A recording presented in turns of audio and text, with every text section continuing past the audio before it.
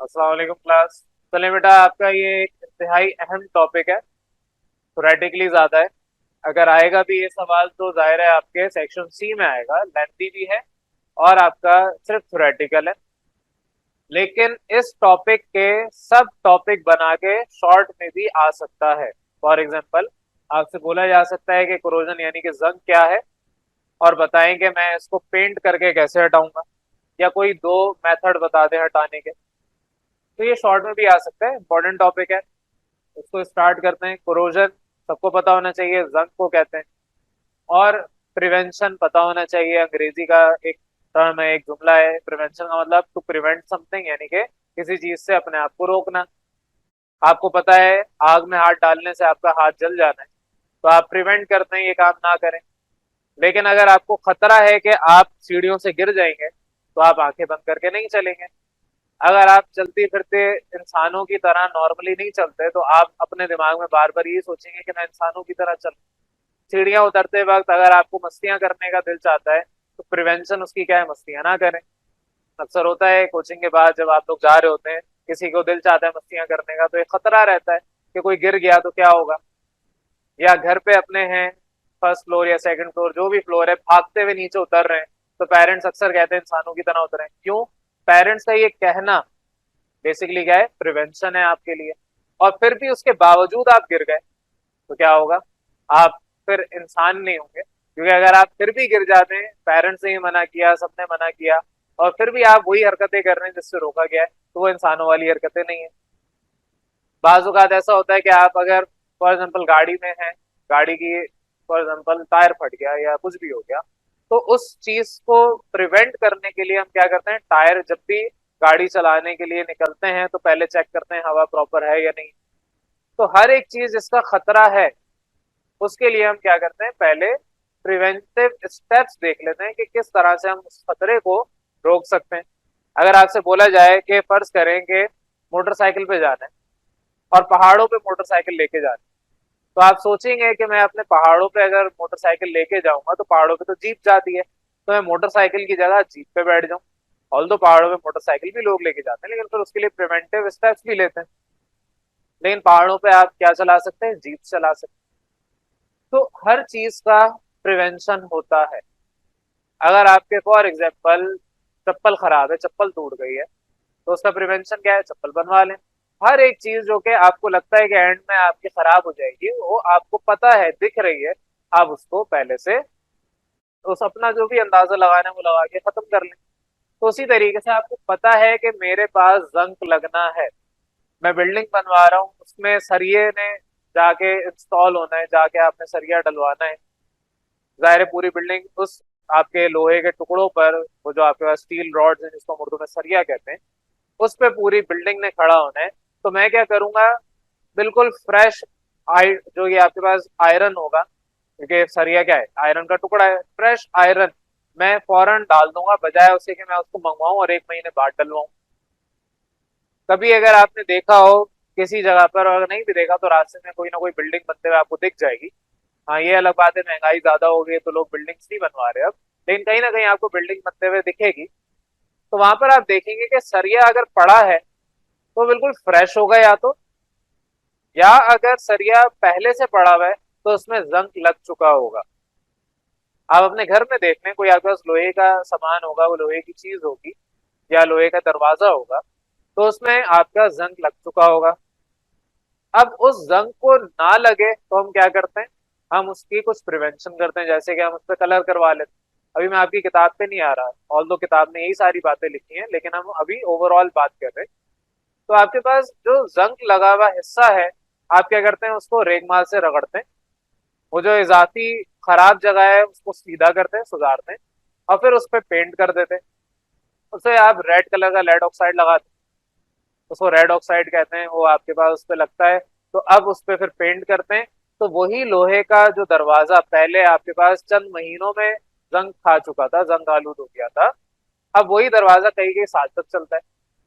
आपने घर में ग्रिल देख लें, यहाँ नीचे जाते हुए ग्रिल देख लें, तो आपके पास जो घर पे ग्रिल है या इधर इदारे में ग्रिल है, जब आपका उस पे पेंट हुआ तब तक वो सही है। जैसे ही पेंट उखड़ गया, या आपने इदारे में तो इतने सारे बच्चे होते हैं, वो चाबी पकड़ के लेके जा रहे हैं, कोई लोहे का टुकड़ा है, अपने नाखूनों से खुरसते हुए जा रहे हैं, नाखून टूट जाते हैं, पता नहीं अजीब उनको मजा आ रहा होता है, तो खुरसते हुए जाते हैं। जब आपका एक दफा पेंट उखड़ गया, निकल आया, तो अब फौरन उस जगह पर अटैक होगा।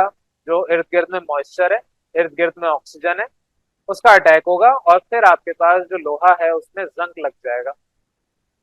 तो उसको प्रिवेंट करने का एक तरीका तो मैंने बता दिया कि आप उसके ऊपर पेंट कर दें। दूसरा तरीका, इससे पहले किसी एक लेक्चर में मैंने आपको पढ़ाया था कि आप उस पर इलेक्ट्रोप्लेटिंग कर दें। तो जो आपके गोल्ड प्लेटेड ज्वेलरी आइटम्स होते हैं, बेसिकली वो गोल्ड, उसके ऊपर एक लेयर होती है गोल्ड की। गोल्ड क्या है? मेटल है।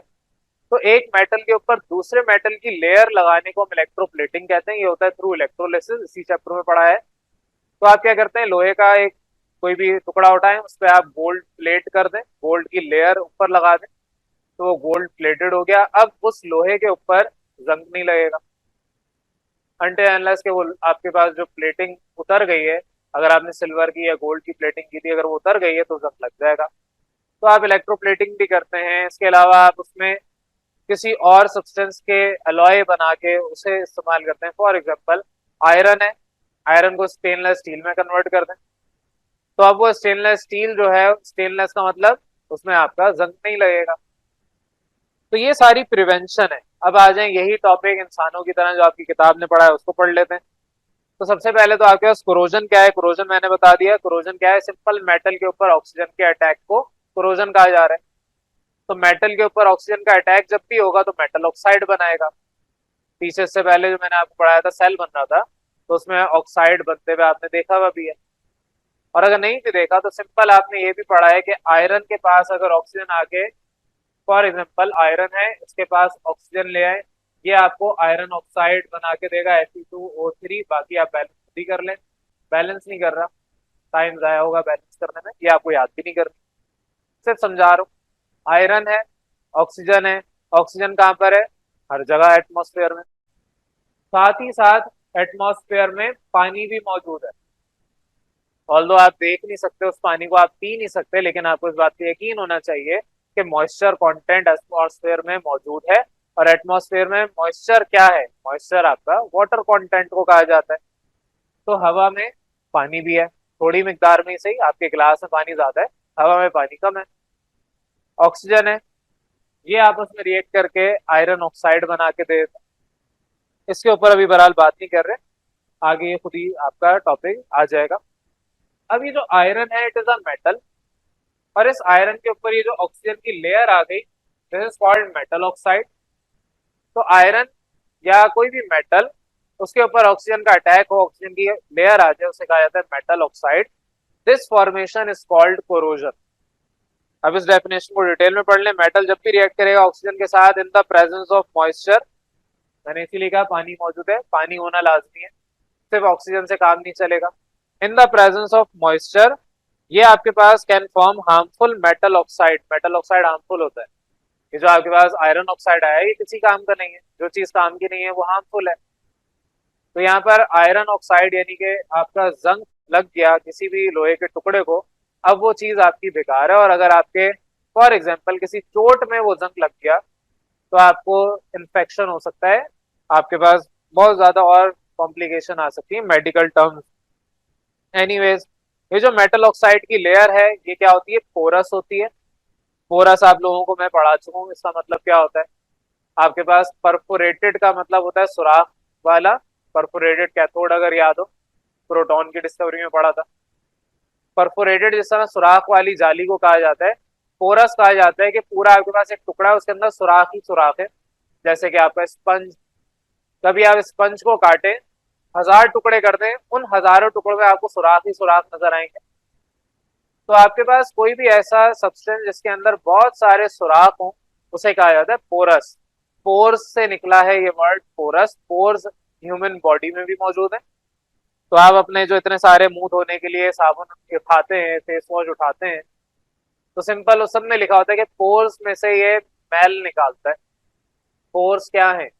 इंसान को जहां से पसीना आता है वो पोर्स है। तो ये आपके पोर्स, सुराख को कहा जाता है। पोरस का मतलब कि इस सब्सटेंस के अंदर बहुत सारे सुराख होते हैं। वहीं पे एक टुकड़ा उठाए मेटल का, फॉर एग्जाम्पल ये मेटल है, अब इस मेटल में कोई सुराख नहीं होंगे, लेकिन फर्ज करते हैं इतनी सी लेयर आपकी ऑक्सीजन खा गया, तो अब इस इतनी सी लेयर में बहुत सारे यहाँ पर सुराख आपको मिलना शुरू हो जाएंगे, बहुत सारे। यहाँ तो मैं ज्यादा नहीं बना सकता, लेकिन बहुत सारे सुराख मिलना शुरू हो जाएंगे, पोरस हो जाएगा। इसको उर्दू में कहें तो भुरभुरा हो जाएगा। कोई भी सब्सटेंस उठाएं, फॉर एग्जाम्पल कभी अगर आपने कोई ऐसा खाना खाया हो या कोई ऐसा आइटम उठाया हो कि जिसको आप मुंह में डालें और वो फौरन से चूरा चूरा हो जाए या बहुत सारे छोटे टुकड़ों में तकसीम हो जाए। फॉर एग्जाम्पल पेटीज आप खाते हैं, पेटीज कभी खाए हो तो वही मुंह के अंदर जाके आपके पास डिजोल्व होना शुरू हो जाते हैं और आपके कपड़ों में भी गिर जाते हैं। क्यों? क्योंकि उसके अंदर एयर पॉकेट्स होती है। तो बहुत सारी एग्जाम्पल है, समझ आ जाना चाहिए कि मेटल ऑक्साइड क्या होगा। ये सारा हिस्सा आयरन है और ये सिर्फ इतना सा हिस्सा सिंपल सा आयरन ऑक्साइड है। आयरन ऑक्साइड भुरभुरा होता है, पोरस होता है। और जो आयरन है वो पोरस ऑब्वियसली नहीं होता। ये पोरस क्यों होता है? क्योंकि मेटल को ऑक्सीजन खा गया। तो ये होता है because of the exposure of metal for further reaction with oxygen. Oxygen के साथ आप रिएक्ट करते हैं ताकि आपको हार्मफुल मेटल ऑक्साइड मिल जाए। यही सारी डेफिनेशन आपकी लिखवाई है। और इस चीज को हम कहते हैं, ये जो अभी हुआ है हमारे साथ, उसको कहा जाता है जंग लग गया, और अंग्रेजी में क्या कहेंगे? कोरोजन इसमें हो गया। तो मेटल कोरोड कब होता है? कोई भी मेटल हो, या तो आयरन की मैंने बात की है, कोई भी मेटल हो, आप जिंक ले लें, जिंक ऑक्साइड, कोरोजन हो गया, जंग लग गया। आप कोई और सब्सटेंस ले लें, कॉपर ऑक्साइड ले लें, कॉपर को जंग लग गया। कोई भी मेटल उठाए उसके साथ ऑक्सीजन लगा दें, वो आपके पास जंग आलूद हो चुका है। अब आपके पास उसमें इस तरीके से बहुत सारे सुराख इकट्ठे हो गए या आपके आगे हैं। एनीवेज, कोरोजन की डेफिनेशन मैंने आपको समझा दी है। अब ये टॉपिक यहाँ क्यों पढ़ रहे हैं? क्योंकि जंग लग रहा है, ऑक्सीजन आ रहा है, खा जाएगा, खत्म करेगा। आपको इससे क्या फायदा? चैप्टर है इलेक्ट्रोकेमिस्ट्री। आपको यहाँ से ये सीखना है कि आपके पास जब इस तरीके से लेयर बन जाती है, तो जहां पर ये ऑक्सीजन आया है ये बन जाता है कैथोड। कैथोड आपके पास पॉजिटिव पड़ा था, और ये बन जाता है एनोड। एनोड आपने सेल के अंदर नेगेटिव पड़ा था। अगर सेल याद हो, ड्राई सेल लें या बैटरी लें, तो ड्राई सेल में आपके पास जो जिंक था वो मेटल था, और जिंक आपके पास एनोड था। ठीक है, ये आपके पास आयरन है जिंक की जगह। और आपके पास जो दूसरा कैथोड था, प्लस साइन इसलिए कहा था क्योंकि कैटाइंस इसके पास आते थे। कैटाइंस आपके पॉजिटिव चार्ज होते हैं। नेगेटिव एनोड को क्यों कहा था? क्योंकि एनाइंस नेगेटिव चार्ज होते हैं, एनाइंस इसके पास जा रहे थे। तो कैटाइंस इधर आ रहे हैं इसलिए इसको पॉजिटिव कहा जा रहा है, एनाइंस इधर जा रहे हैं इसलिए इसको नेगेटिव कहा जा रहा है। मैं यहाँ पर उसकी बात नहीं कर रहा, positive terminal of battery connect होगा तो उसको हम कहेंगे कि ये एनोड है, मैं उसकी बात नहीं कर रहा। मैं सेल की बात कर रहा हूँ। तो ये आपके पास एक बेसिक सेल बन गया है। इसी वजह से सेल मैंने आपको पढ़ाया था कि आपके पास आगे जो टॉपिक है ये एक अजीब सा सेल बना है, और जब भी सेल बनेगा तो वहां पर होगा हमारा इलेक्ट्रोकेमिकल रिएक्शन। तो कोरोजन ऑफ आयरन, ये एमसीक्यू के लिए बहुत इंपॉर्टेंट है, is a type of electrochemical reaction. अब ये इलेक्ट्रोकेमिकल रिएक्शन कैसे है, इसके ऊपर आ जाए। रस्टिंग ऑफ आयरन इसी का सब टॉपिक है, साथ ही समझा रहा हूँ। रस्टिंग ऑफ आयरन का मतलब क्या है कि मेरे पास ये आयरन था, इस पे ऑक्सीजन ने आके अटैक किया तो इतना सा हिस्सा ऑक्सीजन खा गया। अब ये जो ऑक्सीजन इधर आ गया है, इसने इस हिस्से को कैथोड की तरह बना दिया और ऊपर वाले हिस्से को एनोड की तरह बना दिया। अदरवाइज पहले ये प्योर मेटल था और इसके अंदर कोई भी फर्क नहीं था, लेकिन अब कोरोजन के बाद एक एनोड और एक कैथोड बन गया। तो रस्टिंग ऑफ आयरन क्या है? सिंपल रिडॉक्स रिएक्शन हो गया। रिडॉक्स रिएक्शन कैसे हुआ किताब ने बताया, मैं पहले समझाया था, बाद की किताब पे आऊंगा। आयरन आपके पास था, आयरन ने क्या किया? अपने अंदर से दो इलेक्ट्रॉन्स निकाल दिए। तो जब भी इलेक्ट्रॉन्स कोई निकालेगा, लॉस ऑफ इलेक्ट्रॉन करेगा। लॉस ऑफ इलेक्ट्रॉन कहाँ होता था? ऑक्सीडेशन में। तो यहाँ शॉर्ट लिख रहा हूं, ऑक्सीडेशन ये होगा। ऑक्सीडेशन कहाँ होता है? एनोड में होता है। ये सारी बातें बेटा याद करनी है, मैं पढ़ा चुका हूँ। ये वाला जो रिएक्शन है ये आपका हो रहा है एनोड के अंदर। एनोड में जाहिर है ऑक्सीडेशन होता है, ऑक्सीडेशन एनोड में होता है और एनोड ही अपने 2 इलेक्ट्रॉन्स यहां से निकाल के देगा। कैथोड के ऊपर बात कर रहे हैं, कैथोड में आपके पास होता है रिडक्शन। अब यहाँ पर अगर मेरे पास एक आयरन 2 इलेक्ट्रॉन निकाल के दे रहा है, तो 2 आयरन कितने देंगे? 4 इलेक्ट्रॉन निकाल के देंगे। एक आयरन अगर 2 इलेक्ट्रॉन मुझे दे रहा है, तो 2 आयरन मिलके 4 इलेक्ट्रॉन दे देंगे। आपके अम्मी आपको 20 रुपए देती हैं, तो आपके अम्मी अब्बू दोनों मिला के 20-20 में तो कितने हो गए? 40 रुपए हो गए। तो सिंपल दिमाग लगाएं कि आपको इलेक्ट्रॉन एक देगा तो 2 इलेक्ट्रॉन्स मिल रहे हैं, और अगर 2 आइटम्स मिलके देंगे तो 4 इलेक्ट्रॉन होंगे। वो 4 इलेक्ट्रॉन कैथोड के पास आएंगे, क्योंकि आपका ये जो आयरन का टुकड़ा है, अभी हम एग्जाम्पल और अच्छी सी ले लेते हैं कि आपने नया नया सरिया मंगाया, आपने नहीं मंगाया, चलें जो बिल्डिंग बना रहे हैं उसने मंगाया, और आपने वो छोटा सा एक टुकड़ा उठाया और उसको घर पे ले आए और पानी की बाल्टी में डाल दिया। अब वो सरिया डालें या लोहे का कोई भी टुकड़ा डाल दें, आप पानी की बाल्टी में डाल दें। तो जो पानी की बाल्टी में आप ये इतना सा टुकड़ा डालेंगे, लेट सपोज ये आपके पास पानी था, इस बाल्टी में आपके पास ये आधा पानी भरा हुआ था, आपने वो मेटल का टुकड़ा यहाँ पर डाला। अब जब आप निकालेंगे तो सिर्फ इतना हिस्सा, ये हिस्सा ज्यादा कोरोडेड होगा। कोरोजन अगर आपने कभी देखी हो, यानी जंग लगा हुआ आपने देखा हो, तो आपके सरिये में जब भी जंग लगेगा तो वो ऑरेंज टाइप का कलर देगा, ब्राउन ब्राउनिश ऑरेंज, इस तरह रेडिश ब्राउन कलर का होता है। तो ऊपर आपको ग्रे कलर नजर आ रहा होगा और नीचे आपको इस तरह से ब्राउनिश कलर नजर आ रहा होगा। तो सिर्फ इतने से हिस्से में आपकी कोरोजन हो गई जल्दी से। ऑल दो आपके बाथरूम में, क्योंकि एटमॉस्फेयर के अंदर मॉइस्चर होगा, या आप अपने कमरे में ये काम कर लें, कहीं पे भी एटमॉस्फेयर में मॉइस्चर होता है, ऑक्सीजन भी होती है, यहाँ पे भी जंग लगेगा, लेकिन इतना नहीं लगेगा जितना आपके इस बाल्टी के अंदर पानी में लगे हुए हो गया।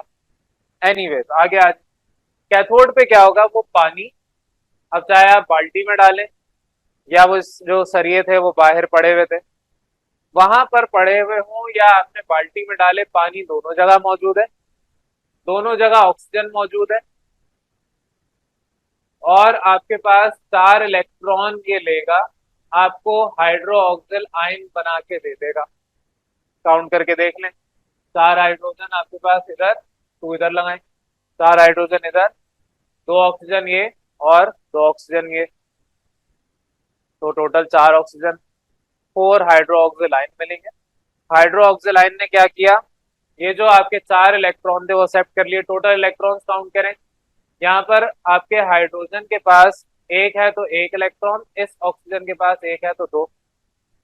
यहाँ पर आपके पास जो एक है उसके पास 2 इलेक्ट्रॉन होते हैं, 2 के पास 4 हो गए।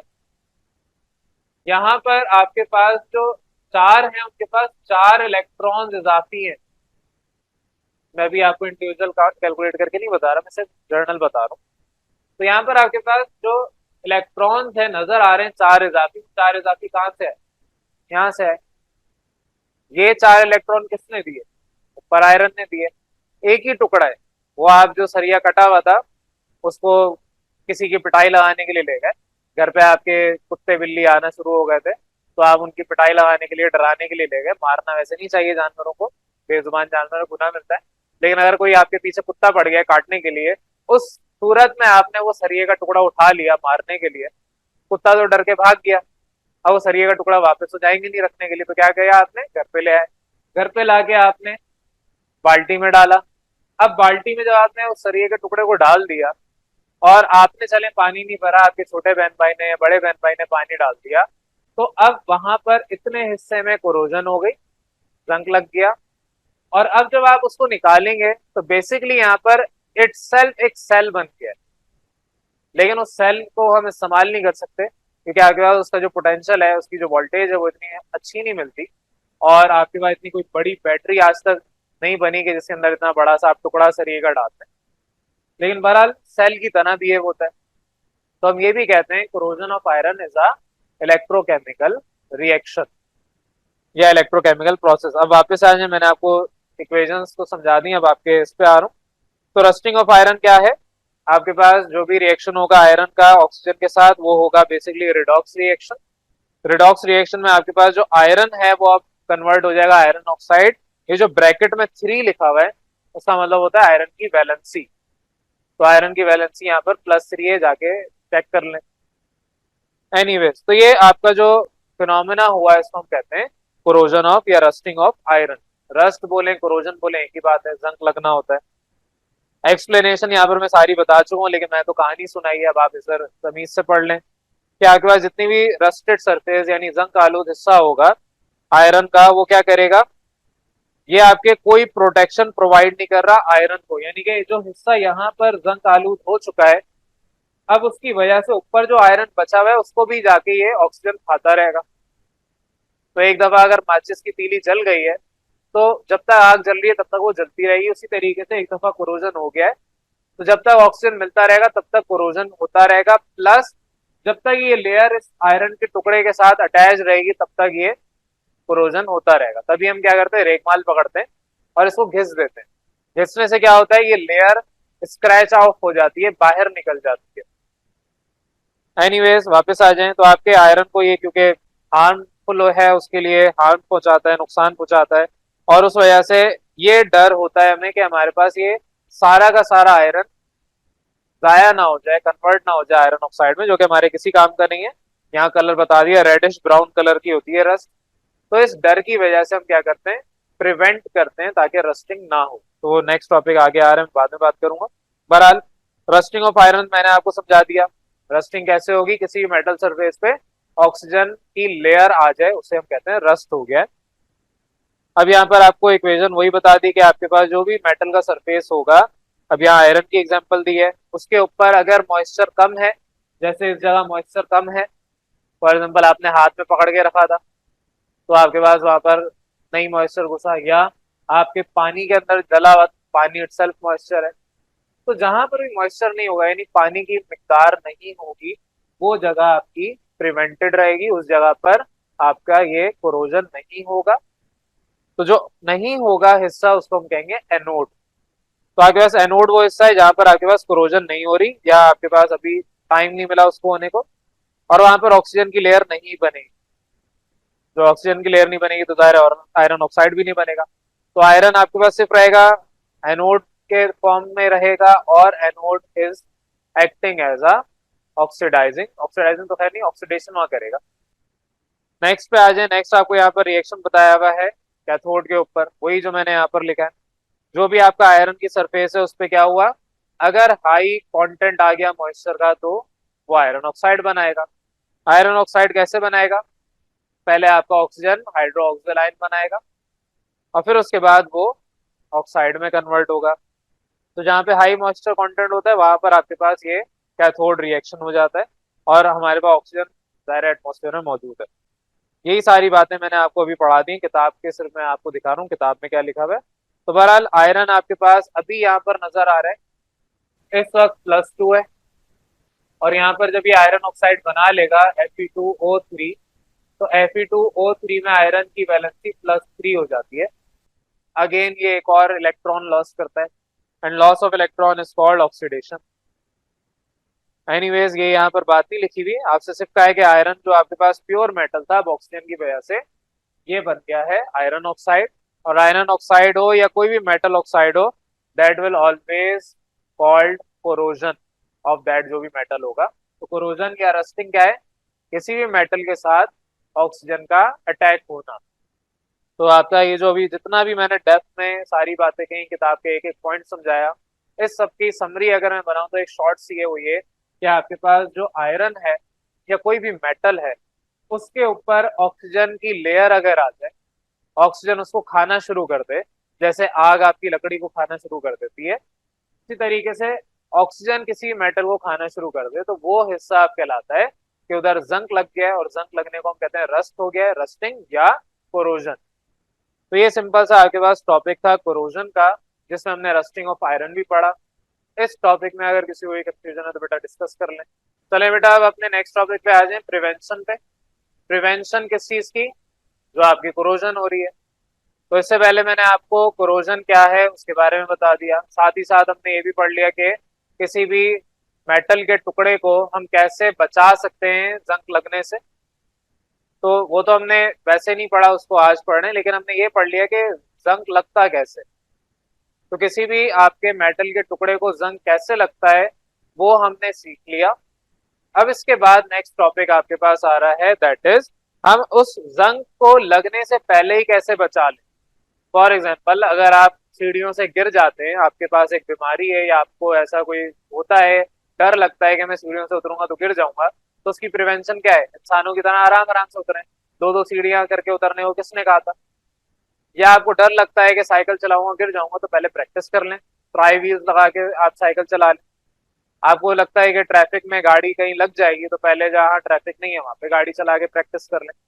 प्रिवेंशन हर चीज की है, तो यहाँ पर भी उसी तरीके से प्रिवेंशन, कोरोजन से हम कैसे प्रिवेंट कर सकते हैं उसके ऊपर आ रहे। मैंने आपको ये वैसे समराइज कर दिया था प्रीवियस लेक्चर में। तो इससे पहले हम एलॉय पढ़ चुके हैं, एलॉय के पास मैं बता चुका हूँ कैसे प्रिवेंशन होगी। एलॉय के अलावा मैंने कहा था पेंट कर दें, इसके अलावा आपके पास इलेक्ट्रोप्लेटिंग भी हो सकती है। तो ये सारी बातें हम पीछे पढ़ चुके हैं, वही आपको प्रिवेंशन टेक्निक्स बताई हैं। इस वजह से मैं इसको इतना डेप्थ में नहीं पढ़ाऊंगा, सिंपल है, जो किताब में लिखा है वो सब आपको मैं पीछे पढ़ा चुका हूँ लेक्चर्स में, तो आपको ये समझ आ जाएगा। पहला प्रिवेंशन पे आ रहा हूँ, एलॉइंग। एलॉय बना दें, आयरन को जंग लग जाता है, आप उसमें क्रोमियम और निकल डाल दें, स्टेनलेस स्टील बना दें। स्टेनलेस स्टील से आपको जंग भी नहीं मिलेगा, जंग भी नहीं लगेगा। तो सबसे पहला क्या है कि आपके पास यहाँ पर जितने भी मेटल्स हैं उनको आप प्रिवेंट कर सकते हैं, नंबर वन एलॉय से। एलॉय क्या है? Formation of one metal with another one metal. कोई एक मेटल ने उसका एक और मेटल को आपस में मिक्स कर दें, नया मेटल यानी कि एलॉय फॉर्म हो जाएगा। तो एलॉय फॉर्म करने से क्या होगा? आपके मेटल कोरोजन से बच जाता है। इससे क्या होता है? आपके पास जो ऑक्सीजन है वो अटैक नहीं करता। ऑक्सीजन अटैक करने का मतलब क्या है? ऑक्सीजन ऐड होना, और एडिशन ऑफ ऑक्सीजन क्या है? ऑक्सीडेशन। तो ऑक्सीडेशन नहीं होती। एलॉय जब भी बनाया जाएगा तो वहां पर ऑक्सीडेशन ना हो, इस वजह से एलॉय बनाया जाएगा। एग्जाम्पल के तौर पे वही मैंने जो यहाँ पर आपको कहा कि आयरन है वो आपके पास स्टेनलेस स्टील में कन्वर्ट करते हैं, कैसे होगा? क्रोमियम और निकल को आप मिक्स करें आयरन के साथ, तो फिर आपके पास ये स्टेनलेस स्टील बन जाएगा। अब उस पर आपका जंग नहीं लगेगा, कोरोजन नहीं होगी। नेक्स्ट आपका है इलेक्ट्रोप्लेटिंग यानी मेटालिक कोटिंग। इलेक्ट्रोप्लेटिंग भी मेटालिक कोटिंग ही होती है। आपने बेसिकली एक कोट कर दिया। फॉर एग्जाम्पल, जो खवातीन मेकअप करती हैं वो क्या करती हैं? मुंह पे अपने केमिकल्स का कोटिंग करती हैं, देखा होगा अक्सर लोगों को। आप अगर फॉर एग्जाम्पल कहीं पे समंदर किनारे जा रहे हैं, आप क्या करते हैं? क्रीम लगाते हैं। क्रीम क्या है? स्किन के ऊपर एक कोट करना, ताकि जो अल्ट्रावायलेट रेज हैं या हार्मफुल आपके इर्द के रेज होंगी या पार्टिकल्स होंगे वो आपको डैमेज ना करें। सिमिलरली मैंने आपको एग्जांपल दी थी कि आपके जो ज्वेलरी आइटम होता है, फॉर एग्जांपल चूड़ी है, वो अगर लोहे की आपने बनाई तो उस पर आप गोल्ड प्लेट कर दें, वो गोल्ड प्लेटेड हो जाएगी। आप सिल्वर प्लेट कर दें, सिल्वर प्लेट हो जाएगी। ये सारी एग्जांपल्स आपकी इलेक्ट्रोप्लेटिंग की है। वापस आ जाए, आपके इलेक्ट्रोप्लेटिंग पे बात कर रहा था। इलेक्ट्रोप्लेटिंग आपको क्या है कि आपके पास किसी भी एक मेटल के ऊपर दूसरे मेटल की कोटिंग कर देना। घर पे जब पेंट हो रहा होता है तो आपके पास ये कंक्रीट वॉल है, इस कंक्रीट के ऊपर आप पेंट की कोटिंग करते हैं। तो जिस तरह पेंट एक कोटिंग आपने देखा हुआ है करते हुए, उसी तरह मेटल के ऊपर दूसरे मेटल को कोट कर देना, ये कहलाता है इलेक्ट्रोप्लेटिंग। क्यों इलेक्ट्रोप्लेटिंग? क्योंकि ये इलेक्ट्रो जो आपका इलेक्ट्रोलिसिस है, इलेक्ट्रोकेमिकल प्रोसेस, उसके थ्रू होता है। तो इलेक्ट्रोलिसिस के थ्रू ये प्रोसेस होता है, इस वजह से इसको हम इलेक्ट्रोप्लेटिंग कहते हैं। वापस आ जाए, जितने भी मेटल्स हैं उनको आप कोरोजन से प्रोटेक्ट कर सकते हैं with the help of electroplating. से क्या होता है? सरफेस पे आपके एक या तो ऐसा मेटल जो कि कोरोजन नहीं करता, कोरोजन रेजिस्टेंट होता है, या वो नॉन मेटल्स जो कि ऑक्सीजन को अपने पास आने नहीं देते, उनकी लेयर आप लगा देते हैं। जैसे कि आपके पास टिन है, जिंक है, ये आपके मेटल्स हैं जो कि इतने आराम से कोरोजन नहीं करते। तो डेफिनेशन यही जो मैंने आपको बताई, कोटिंग आपके पास मेटल की हो रही है at surface of other metal by electrolytic process. Electrolytic process को हम इलेक्ट्रोलिसिस कहते हैं। तो इलेक्ट्रोलिटिक प्रोसेस क्योंकि इलेक्ट्रोलिसिस भी कहा जाता है, इस वजह से आपके पास यहाँ पर इसका नाम इलेक्ट्रोप्लेटिंग रखा गया। डेफिनेशन में वैसे बता चुका हूँ आपको, मैंने यहाँ पर दिखा भी दिया, पढ़ा भी दिया। अब यहाँ पर और एग्जाम्पल भी है। मेटल्स आपके पास आयरन के ऊपर इलेक्ट्रोप्लेट करवाए जा सकते हैं, किससे? क्रोमियम के साथ भी, निकल के साथ भी, सिल्वर के साथ भी, गोल्ड है तो उसके साथ भी करवाए जा सकते हैं। तो ये सारे मेटल, बेसिक जो मेटल होता है ओरिजिनल, उसको कहा जाता है बेस मेटल। बेस मतलब निचली सतह पे, तो बेस मेटल अलग होता है, उसके ऊपर जो लेयर कोट हुई होती है वो डिफरेंट मेटल्स की होती है, वो चाहे गोल्ड सिल्वर कोई भी हो उसका होगा। नेक्स्ट आ जाए कैथोडिक प्रोटेक्शन। ये आप लोगों की डायग्राम भी किताब में बनी हुई है, ऑल दो इसको मैं बहुत डिटेल में पढ़ा सकता हूँ लेकिन इतनी डिटेल में जाना नहीं है।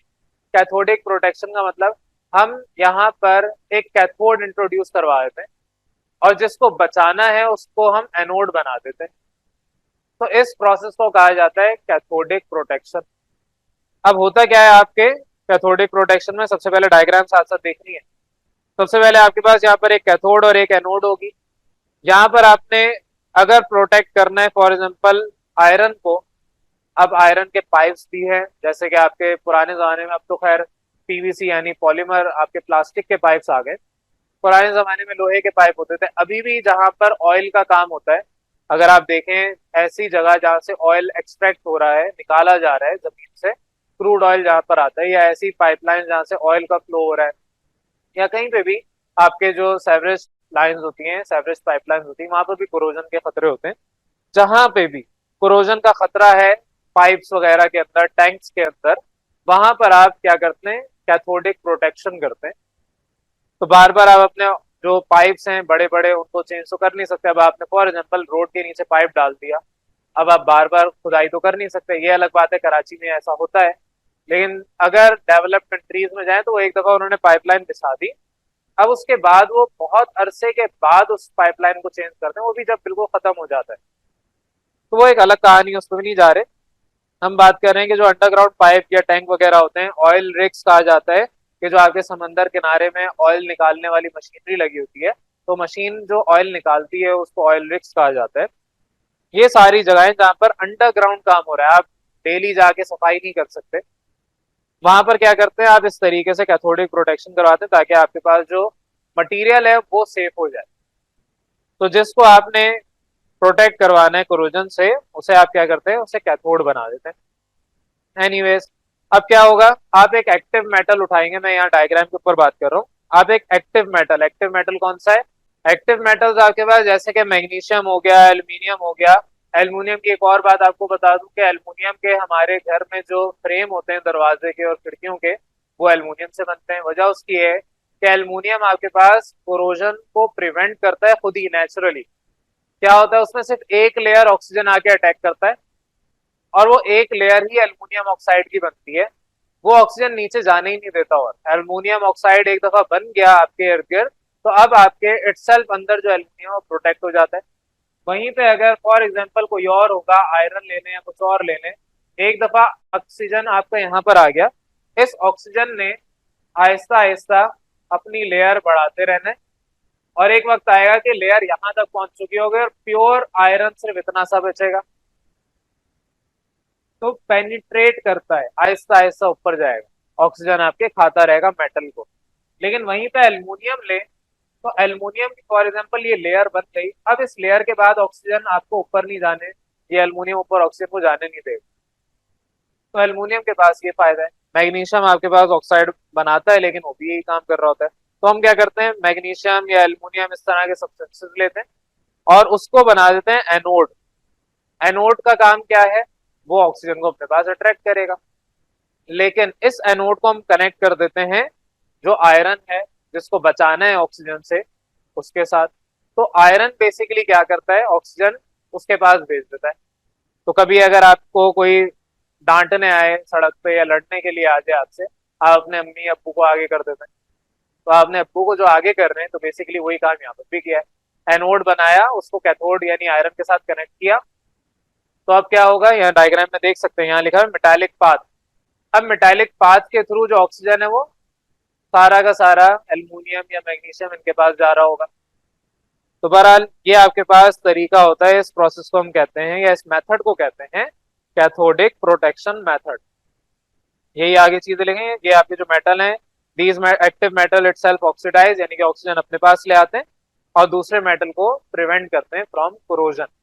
तो ये सिंपल सा आपके पास एक और मेथड था कैथोडिक प्रोटेक्शन। तो ऑल्दो इसमें अगर टाइम हुआ तो मैं डेप्थ में ले जाऊंगा किसी, लेकिन ये लेक्चर का आपके सिलेबस का हिस्सा नहीं है, तो बाद में पढ़ेंगे।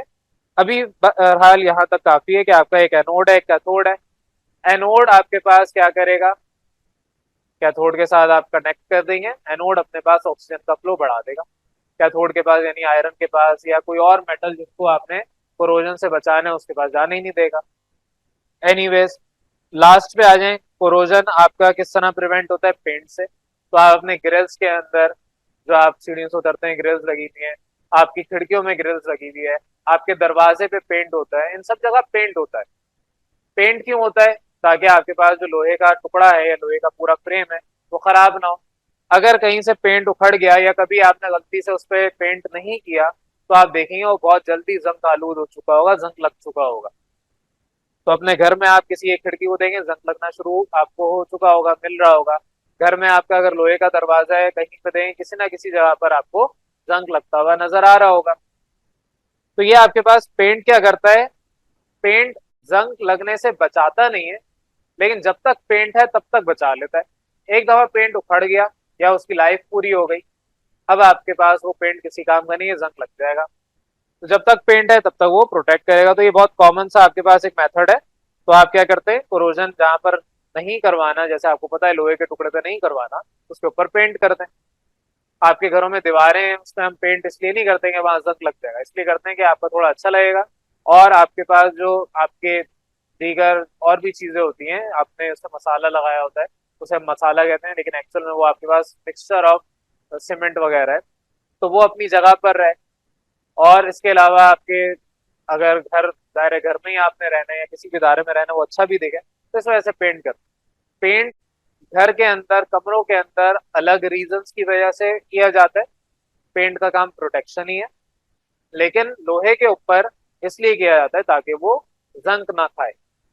तो ये आपके पास एक मेथड है, कॉमन सा मेथड है। हम क्या करते हैं, मेटल को ऑक्सीजन से बचाने के लिए पेंट कर देते हैं, ताकि आपके पास जितने भी ऑक्सीजन या दीगर केमिकल रिएक्शंस हैं वो ना हो। आयरन सिर्फ ऑक्सीजन के साथ थोड़ी रिएक्ट करेगा, आयरन के ऊपर कोई और सब्सटेंस डाल दें, क्लोरीन का इसमें एसिड गिरा दें, तो आयरन क्लोरीन के साथ भी रिएक्ट कर लेगा। तो इस वजह से हम पेंट करते हैं। तो बहरहाल ये आपके पास सिंपल से 4 प्रिवेंशन टेक्निक्स थी, मेथड थे, ताकि कोई भी, यहाँ तो हम आयरन की ज्यादा बात करें या कोई भी मेटल हो जिसको आपने बचाना है ऑक्सीजन से, उसको आप इन 4 में से किसी भी एक मेथड के थ्रू प्रोसेस करवा दें, आपके पास वो चीज अब जंग आलूद नहीं होगी। तो ये सिंपल सा टॉपिक है आपके इस चैप्टर का। इसके बाद आपका गालमन एक ही टॉपिक रह गया मेरे ख्याल से, तो वो टॉपिक के बाद आपका ये चैप्टर भी कंप्लीट हो जाएगा। यहाँ तक इस टॉपिक तक किसी को कोई कंफ्यूजन?